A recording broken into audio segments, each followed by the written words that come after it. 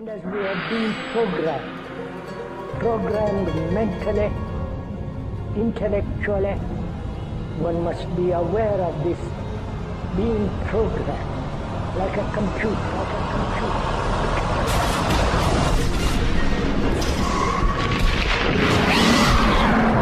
Ce mystère maintenant en Arkansas, c'est un scénario digne d'Alfred Hitchcock. Les habitants d'une petite ville ont été surpris par une pluie d'oiseaux morts, des milliers d'oiseaux, un phénomène qui reste inexpliqué. Franck Genozo. Des centaines et des centaines d'oiseaux qui viennent s'écraser au sol en quelques minutes. Vendredi soir, les habitants de cette commune tranquille s'apprêtent à célébrer la nouvelle année lorsqu'ils entendent des bruits suspects sur leur toit. Je suis sorti et un oiseau est tombé juste devant moi. J'ai dit à ma mère, viens chercher les enfants et le chien, parce que je ne comprenais pas ce qui se passait. En tout, ce sont plus de 2000 carouges à épaulettes qui se sont abattus dans un rayon d'1 kilomètre. J'ai cru que le maire se fichait de moi quand il m'a réveillé en pleine nuit en me disant « Il y a des oiseaux qui tombent du ciel ».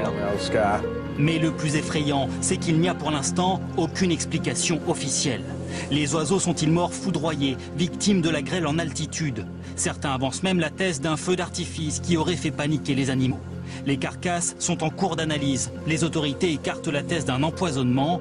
Mais voir des hommes avec masques et combinaisons ramasser les cadavres ne rassure pas franchement les habitants. On ne nous dit rien et ça fait peur à tout le monde. D'autant qu'à moins de 200 km de là, 100 000 poissons ont été retrouvés morts dans un lac. Une simple coïncidence, selon les autorités. Après les États-Unis, c'est en Suède, cette fois que l'on a retrouvé des oiseaux morts. Plus de 100 choucas des tours sont décédés hier soir à l'entrée d'une ville du sud-ouest de la Suède.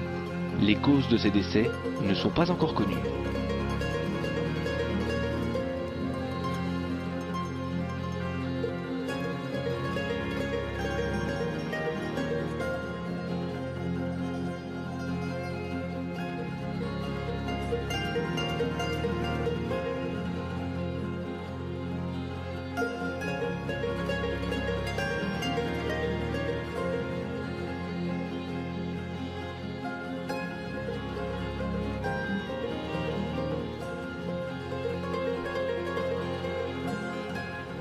C'est un mystère, des milliers de poissons morts se sont échoués en Norvège, 20 tonnes de harengs, selon les médias locaux, retrouvés en rang serré fin décembre sur cette plage du nord du pays. Les harengs peuvent avoir été pourchassés par d'autres poissons ou avoir été victimes de la marée qui les a depuis rejetés à la mer.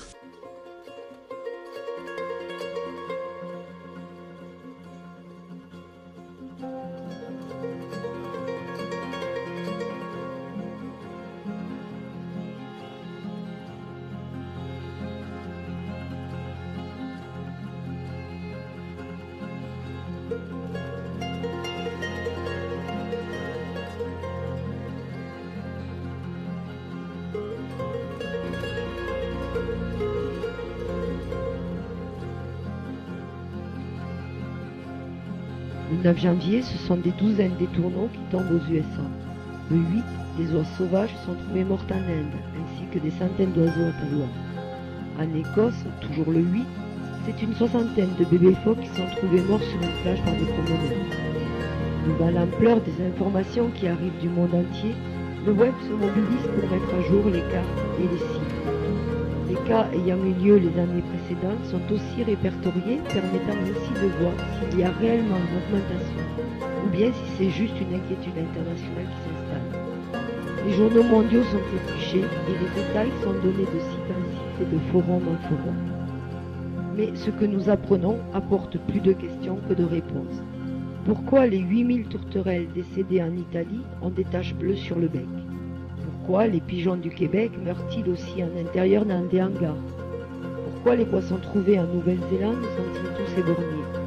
Pourquoi les 60 bébés phoques échoués en Écosse ont du sang autour de la tête? Pourquoi 150 tonnes de poissons d'élevage meurent dans leur cage au Vietnam?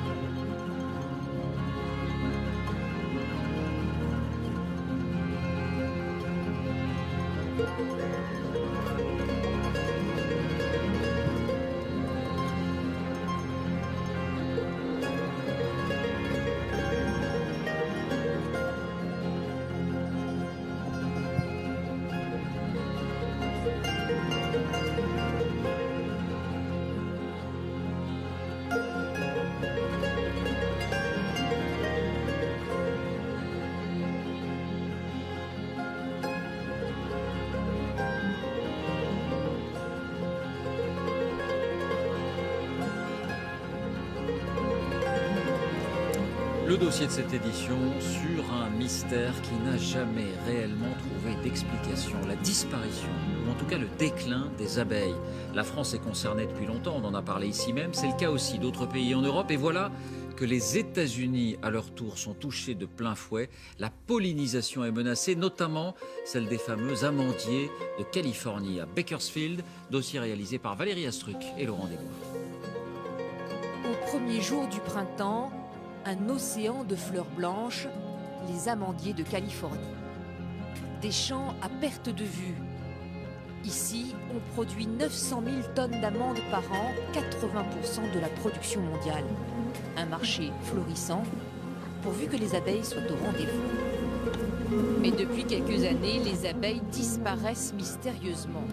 Avec ses employés, Randy inspecte les ruches qu'il loue aux agriculteurs et chaque jour, une mauvaise surprise. Voilà une ruche très faible. La reine est en bonne santé, mais quelque chose a provoqué la mort et la disparition de toutes ces abeilles. En quelques jours, une ruche peut subitement se vider de ses habitantes, atteinte d'un mal appelé syndrome d'effondrement des colonies. Un phénomène connu en Europe, arrivé ici plus récemment.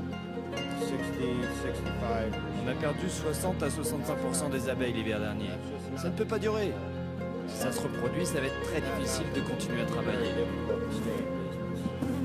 Plusieurs facteurs expliquent cette mortalité.